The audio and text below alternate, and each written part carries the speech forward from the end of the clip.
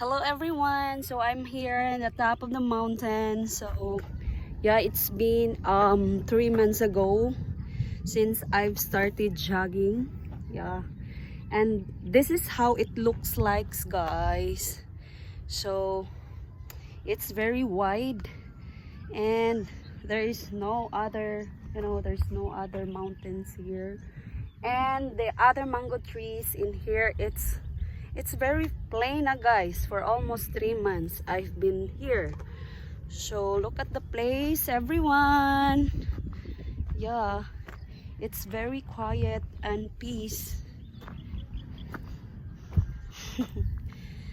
welcome to my hike activities.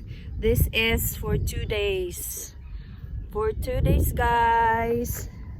Yeah.